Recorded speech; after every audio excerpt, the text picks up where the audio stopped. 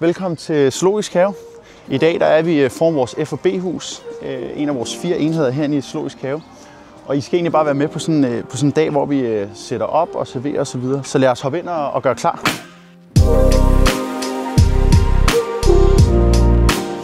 Så er vi indenfor.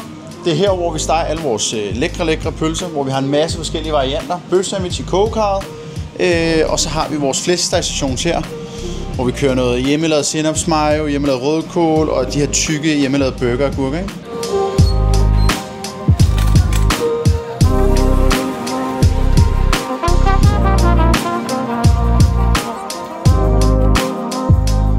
Så er vi ved at være nået til vejens ende, for i dag i hvert fald. Vi har stadig de sidste pølser på grillen. Vi lige håber på, at vi får solgt ud her. Men det har været en super travl dag. Det har været godt vejr.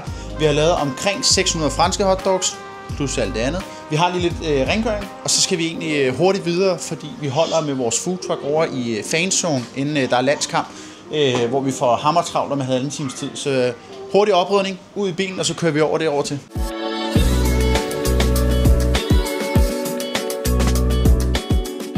Så er vi landet i fanzone, hvor Oliver har sat op, mens vi andre var i Zoologisk Have. Ja, vi er som sagt lige landet, så vi laver lige en kort briefing med alle medarbejderne, og så er vi klar til at servere små 1000 franske hotdogs nu herinde for de næste 2 timer. Jochen og jeg står bare i front og serverer. Så kører han brødene i lommer og lægger om brød efter, så vi bare hurtigt kører på. Så kører du bare direkte videre til os.